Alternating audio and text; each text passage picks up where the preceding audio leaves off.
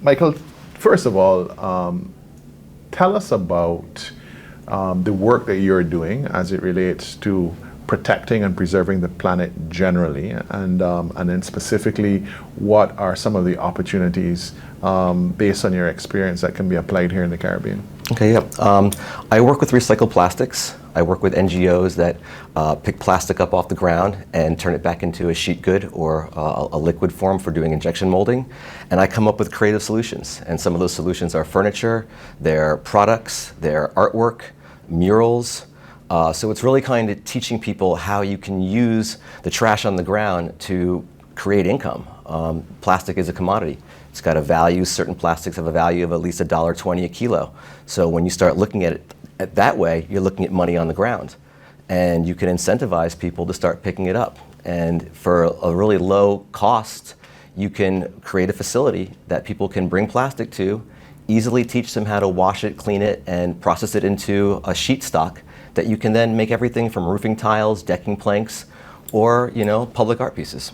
People say this is expensive, and especially in the Caribbean. You're saying not so. This is quite practical. When I got the first piece of plastic that was handed to me, I thought, okay, this is German, Swiss, Netherlands technology, and they're making this new thing.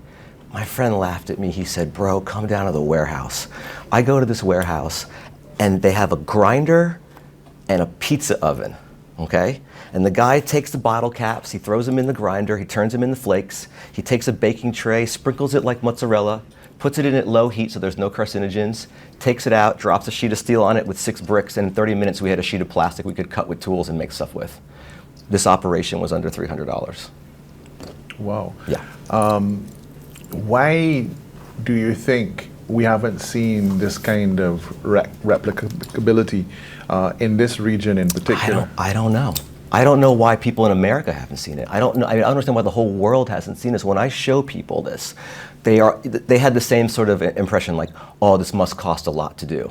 Now, if you want to go industrial and you want to start churning out like roofing tiles and all that, it's about a $350,000 investment. But in the grand scheme, that's not a lot of money, and you can process a ton of trash a day, literally. And I think really what it's about is about awareness. And it's just the message is now starting to get out. People are now starting to realize, okay, wait a minute. We actually do need to do something about this. We've all kind of got duped and drank the Kool-Aid of the recycling bin, and it's not a solution. What are some of the other creative things that you have done from a recycling perspective in Indonesia, based on your company and also your skill set as it relates to design? Yeah, products, furniture.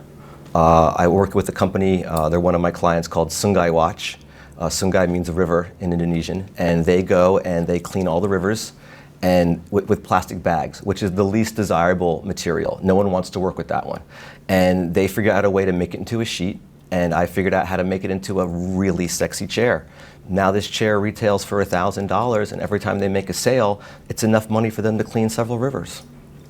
Well, incredible. Yeah. Finally, what do we need to do in this region based on your experience? What's kind of the 1, 2, 3 step process as it relates to kind of reversing these trends?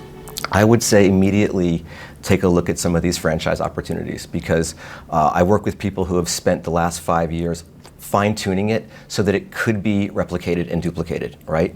These are not big investments. You can do small ones that are $500 for kids in schools and like boys and girls clubs, where they can learn to make small sheets on their own with a $300, $400 investment and the pizza oven method I spoke about. And then we can put these larger ones in that are around $250,000, $350,000 to process building materials. It's easy, and this could be done this year, and you could have it implemented and running right away.